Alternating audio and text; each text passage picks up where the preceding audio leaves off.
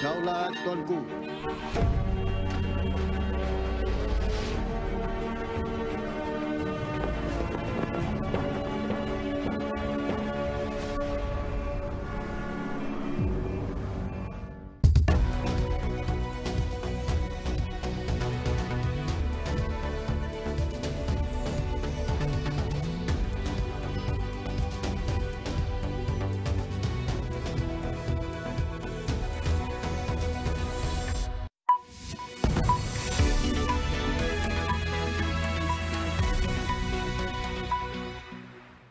Good evening. You are tuning in to AWANI Tonight with me, Cynthia Ng.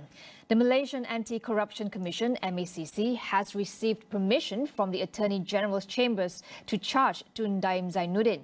But prosecution against him was postponed as the former finance minister is currently in hospital. MACC Chief Tan Sri Azam Baki said the anti-graft agency had been planning to file charges against Daim since last week, but was informed by his lawyer that he had been admitted to hospital. He added that the MACC had not been given a clear explanation as to why Daim was admitted and what his health issues were.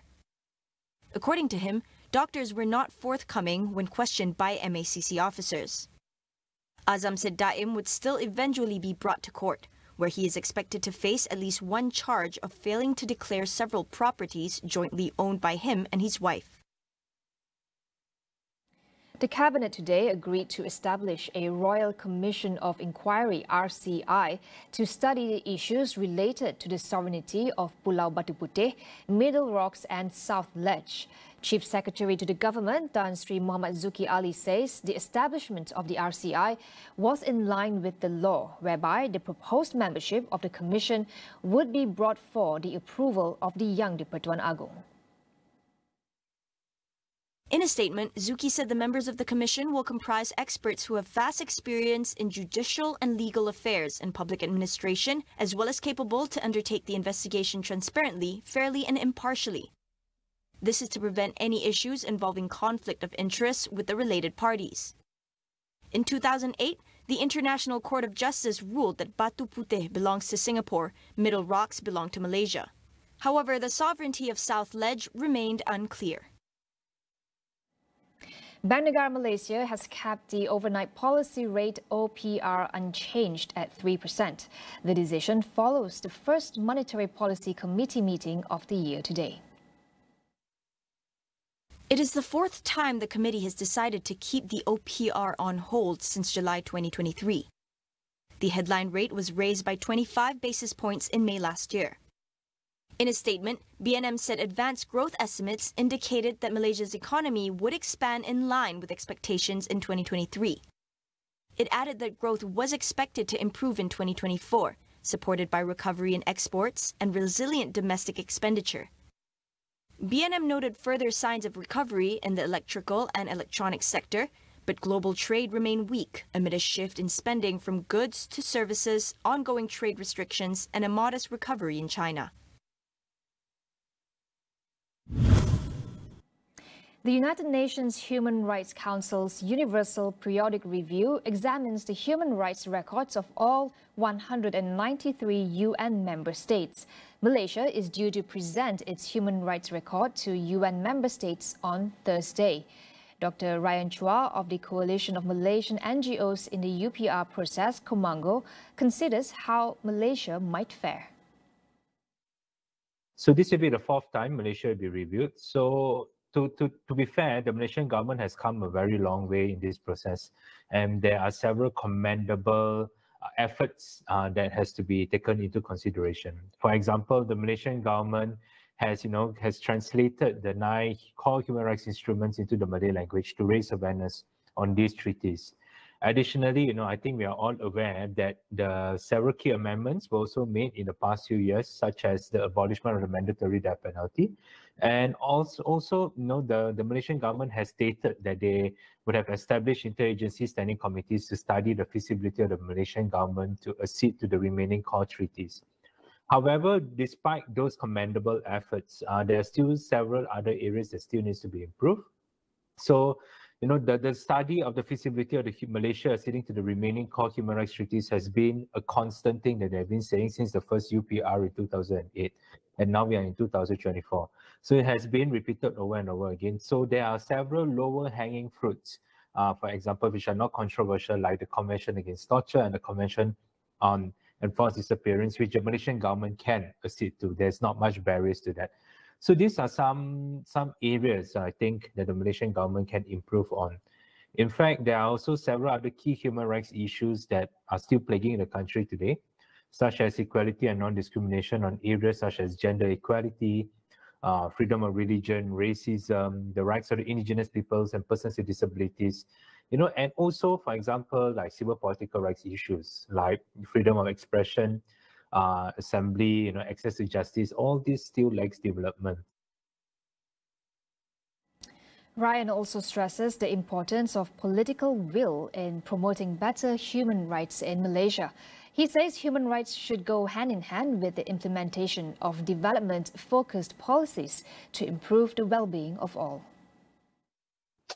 In the end, human rights, it comes back towards political will, right?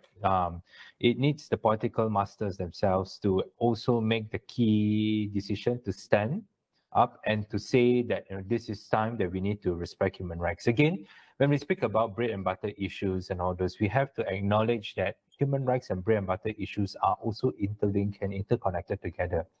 So, for example, when people are saying, minimum wage, why is there minimum wage? It's also a human right, in the sense that, everyone should be afforded a certain amount, regardless of whom they are. So again, focusing on economy is one, but we also need to ensure that everyone has the right to be given equal access, equal justice. So, say for example, if we have a lot of things or initiatives, but which are only focused and targeted to specific groups of people, is that all-encompassing? Is it helping the economy in general? So we need to ensure that human rights goes hand in hand with the economic development and much more. It shouldn't be looked in isolation. So I think that's where, again, we can frame human rights from the very, in terms of every single development in the country, and it should be the pillar stone, it should be the cornerstone. Because again, when we have accountability, we have transparency, and we respect everyone's rights, I think that's where and how, we can slowly move forward to improve everyone's living standards. We'll go for a quick break. Stay tuned for more.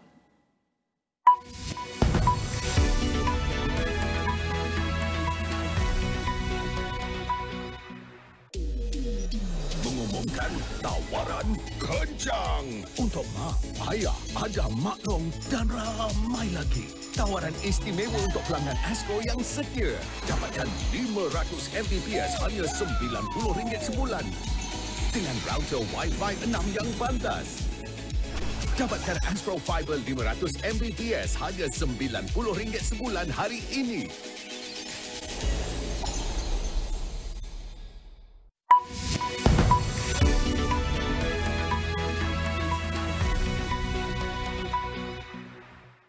Welcome back. Thailand's Constitutional Court has ruled that former Prime Ministerial candidate Pita Limjaroenrat is not guilty of violating election laws and will keep his seat in Parliament. However, his Move Forward party's political future remains in question, as the same court is due to decide on its fate later this month. The 43-year-old Harvard graduate was accused of breaking election rules by running for office while holding shares in a media company, ITV. Thai law bans members of parliament from owning or holding shares in media companies. 8 of the 9 judges ruled in Pita's favor, saying he had not violated the constitution because ITV had not been operating since 2007, long before Pita filed for party list candidacy. Move Forward won the most seats in the election last May, but failed to form a government. Pita and Move Forward remain popular, especially among younger Thais who want political and royal reform. But the party's fate hangs in the balance until the Constitutional Court makes another ruling on 31st January on whether Pita and the party sought to overthrow the monarchy by campaigning to amend the kingdom's strict lèse majesté law. Donald Trump has won the New Hampshire primary, defeating Nikki Haley, his last remaining rival for the 2024 Republican presidential nomination. With around 80% of the votes counted, Trump has a clear lead over the former UN ambassador. Addressing supporters, Trump took a victory lap with a speech that included sharp criticism of Haley, who has vowed to keep campaigning. We've won almost every single poll in the last 3 months against crooked Joe Biden. Almost every poll. And she doesn't win those polls.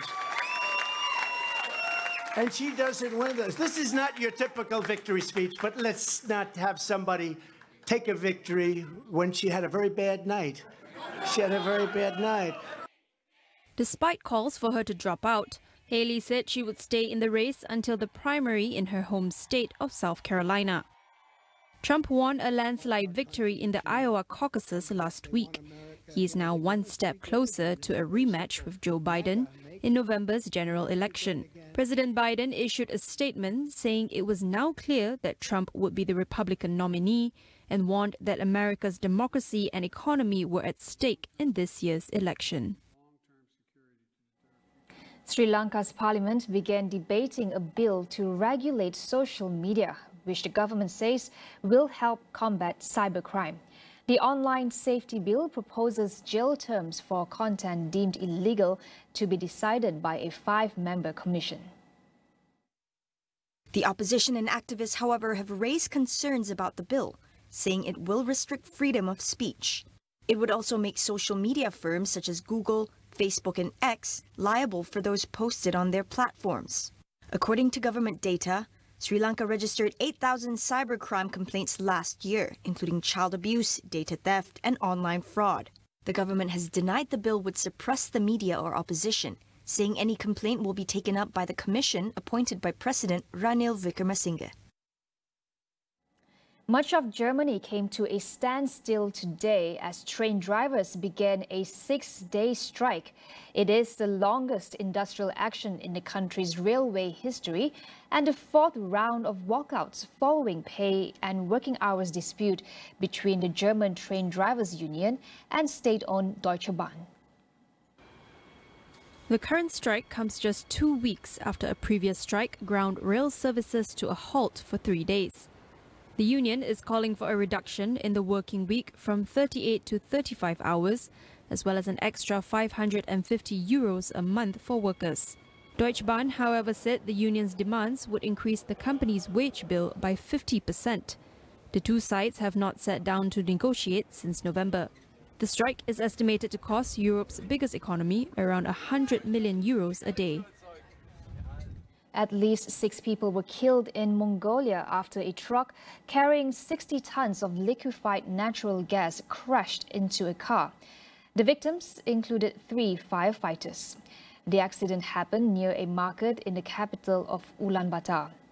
More than 600 firefighters were deployed to extinguish the fire in an operation that involved 100 vehicles. According to local online news outlets, the fire quickly engulfed several nearby buildings, including a residential building. At least 11 people were injured and scores of cars were burnt.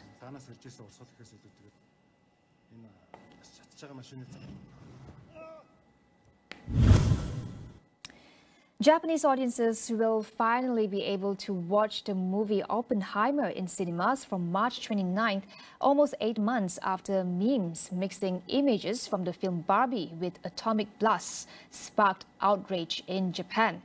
Distribution company BTS made the announcement just a day after the biopic of the atomic bomb creator received 13 Oscar nominations.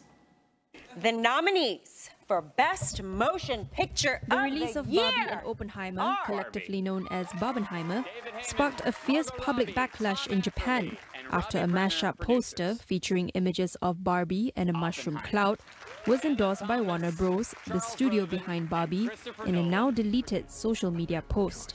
The outrage prompted an apology from Warner Bros. Japan. Christopher Nolan's hit film was also criticized for its insensitivity to the only country to have suffered atomic bombings. On Tuesday, Oppenheimer landed a leading 13 Oscar nominations, cementing its role as the front-runner for the prestigious Best Picture trophy. The truth about what's happening here. That wraps up AWANI tonight. I'm Cynthia Ng. Thank you for watching and good night.